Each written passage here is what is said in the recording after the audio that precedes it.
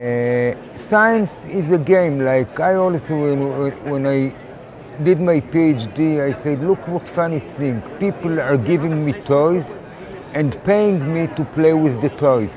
What could be better than that?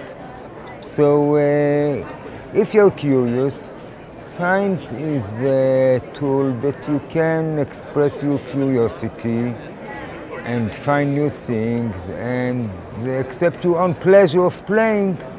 If you're lucky, you also get some result that helps others.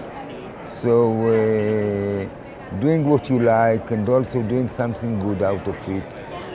And on top of it, getting paid for it. What could be better than that? We were practicing molecular biology in the end of the 80s. It was relatively new. There were no kits and you did most of the procedure were to develop or they were manual. And then we were doing fingerprinting of many kinds of species. And we also tried to do DNA fingerprinting for fish.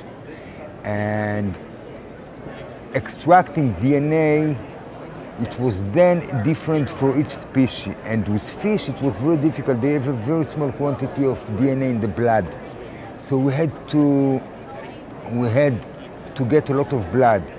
So one of the guys that has a special project with the fish, he bought from the market a big carp, and he was trying to get out of it as much blood as he could.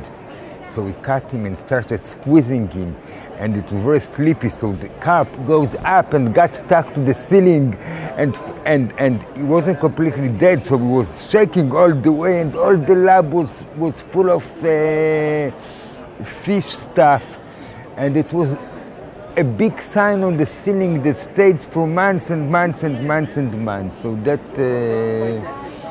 so always we're reminding the guy called Ilan, and always we were talking about DNA extraction. It was the story of Ilan and the fish.